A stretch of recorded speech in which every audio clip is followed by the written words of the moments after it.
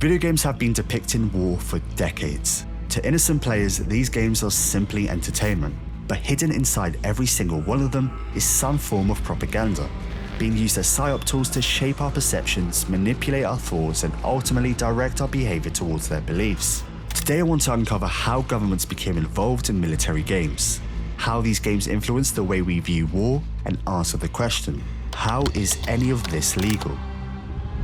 In Modern Warfare 2's opening level Strike, you are instructed to launch a missile to eliminate an Iranian general called Ghorbrani.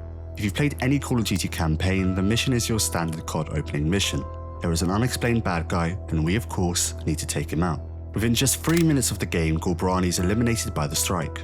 The game then moves straight onto the next level without really dealing with the consequences of the player's actions. The assassination is implied to be necessary for the sake of national security. We are the good guys doing the right thing. So why have I chosen this opening mission? Because this mission is a perfect example of a war game rewriting history. The mission is heavily inspired by the 2020 real-world event, in which America conducted a drone strike that assassinated Qasem Soleimani, an Iranian general, an operation heavily criticized around the world for its violation of international law. Ghorbrani in MW2 presents a practically one-to-one depiction to that of Soleimani. His looks, position in the Iranian army, and way of being assassinated are all extremely similar. In this instance, Modern Warfare 2 normalized the controversial military action as just any other event in an FPS shooter, discouraging any critical thinking about our role and broader implication of military actions, promoting a simplified perspective on the assassination under the guise of fiction and entertainment. And all of this within just the first 3 minutes of the game. But why? Why would a game attempt to rewrite history? Well, it's because they are here to deliver someone else's propaganda. To understand the emergence of propaganda in war games, our story has to begin in the 90s. For decades, television was considered the primary mouthpiece of propaganda. But by the late 90s, the US Department of Defense began to sense the power of the games industry over adolescent men, which so happened to be the department's main audience. What made this so attractive was that, under the guise of entertainment, games could shape worldviews and political narratives which allowed their propaganda to be subtle, scalable, and yet still as effective. Because unlike television, the player actively engaged with games. This understanding made it clear that video games are a perfect vehicle for state propaganda and would be the government's new tool to abuse. And that is exactly what happened, with the Pentagon spending more than $150 million on military-themed games or simulations in 1999 alone. Heading into the 2000s, war games were at the forefront of the state's propaganda. Before we uncover the modern military shooters, we first need to talk about the mastermind behind all of this, Casey Wardinsky. Casey was a US Army colonel who developed the concept for America's Army, which later became 2002's influential military game, a free first-person shooter developed and funded entirely by the US Army. Wardinsky conceptualized the idea of providing the public with a virtual shooter experience that was engaging, informative, and yet entertaining. The project became enormously successful, attracting millions of downloads and users, with internal Army discussions describing it as one of the most cost-effective recruitment tools the Army had ever used. Wardinsky had proven a video game could function as a successful military recruitment platform that could also deliver propaganda. But instead of continuing to make games, they realized something more sinister. It would be easier to influence games instead, something they coined Operation Call to Service. Since the introduction of Operation Call to Service, the majority of military-oriented shooters in the US are designed with the input and help of military personnel. These so-called consultants work with developers to decide what should and shouldn't be included in games, offering their thoughts, guidance, or in extreme cases, vetoes on decisions. For Medal of Honor Warfighter's development, EA paid Navy SEALs as consultants. For Call of Duty Advanced Warfare, the Pentagon scenario planners and other military advisors had their involvement, with it even being commonly known that there is a revolving door of consultants moving back and forth between Call of Duty and military circles. What is evident is that consultants are definitely involved in practically all AAA military shooters. So why is this a problem? Well, the reliance of consultants bleeds bias into the process. And bias is where propaganda also begins to creep in. Once you allow a consultant to influence game design, especially a consultant tied to political and military motivation, you risk allowing propaganda into the game itself. But developers know this, so why do they even allow it? The development team argues that this input is needed because it helps build realism and ensures warfare and combat are depicted accurately, receiving opinions from those who have experienced warfare firsthand, which is a logical argument. But the reality is, realism isn't the actual reason. The main reason is because the military provides easy funding, access to weapons, vehicles, sets, and personnel that are all needed to make these modern military shooters and keep costs down. In return, the military and government can have its say on any sensitive depiction of them. And because of this, it creates situations like that found in Modern Warfare 2019. In the mission, Highway of Death, Russian forces are portrayed as carrying out a large-scale military assault against rebel forces in the fictional country of Uzbekistan. If they try to escape to the mountains, there is only one road. Tariq al-Maut, the Highway of Death. The Russians bombed it during the invasion, killing the people trying to escape. The real Highway of Death refers to the destruction of retreating Iraqi military forces on Highway 80 during the 1991 Gulf War. The attack was conducted by US-led coalition, not by Russia. But by reassigning responsibility for a well-known historical event to a different nation, the game departs from the historical record. In this instance, the US military ensured to put all their blame onto Russia, a common theme of propaganda. But why put in this much effort to blame Russia on an operation that happened nearly 4 decades ago? Because they want to make sure we understand. The enemy is whoever I say it is. One of the core aims of propaganda is to remind a nation on who the common enemy is. Consider color grading in war games. How is Africa or the Middle East frequently portrayed on screen? Often through warm, yellow and orange tones that create an impression of heat, dust, age and instability. How are countries such as the US or the UK often portrayed?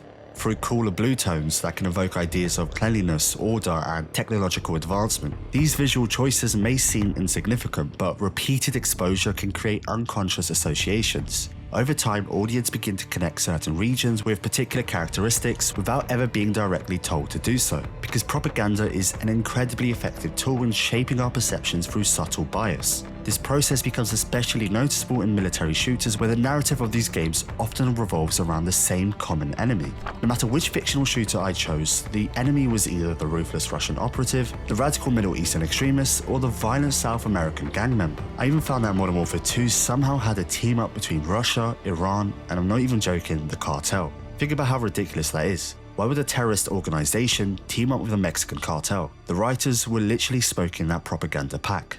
While these characters are fictional, they repeatedly place certain groups in the role of the antagonist, failing to consider that mostly everyone living in these places are ordinary individuals with normal lives. The main reason for wanting to reinforce these common enemies is because these groups are strategic opponents to Western governments. The US has been in turmoil with all of these nations and groups for decades. Therefore, the propaganda is in place to reinforce the idea that these groups are still the enemy, and any action the state takes against them is justified. But it is in combination with this next idea that makes this form of propaganda so dangerous and unethical. We want the numbers, Mason. That's all we've ever wanted. A big part of why they want propaganda in war games is for recruitment.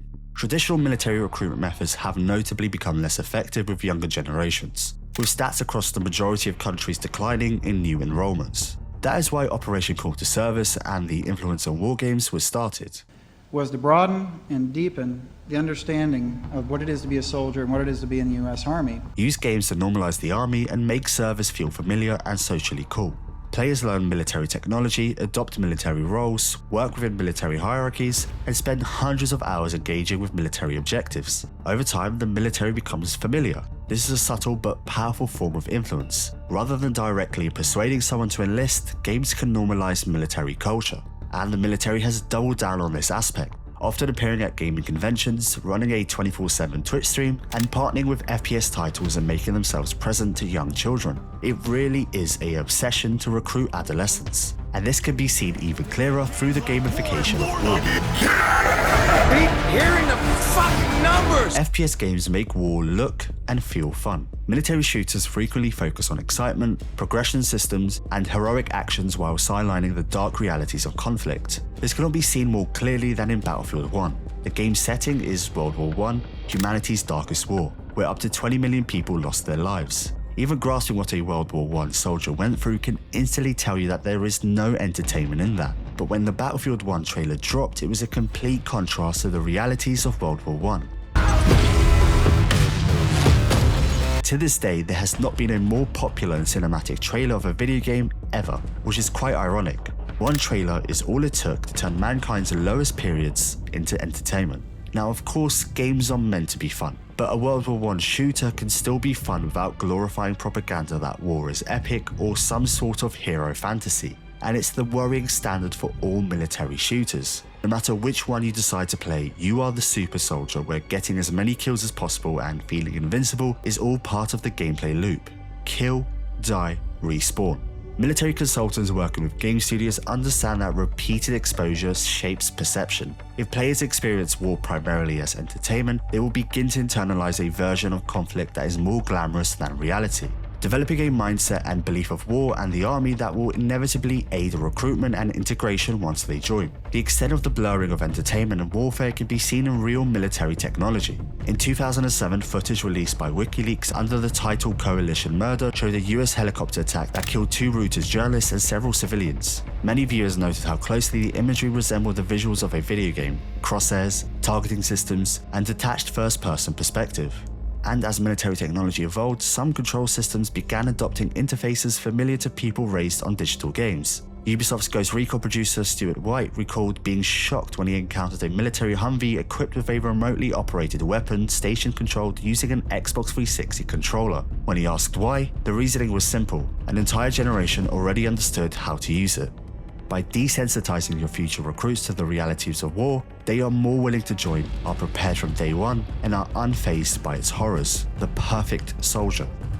Propaganda is problematic in war games because it is being exposed to adolescents and children, the more impressionable members of society who seek purpose, guidance, and can be easily manipulated.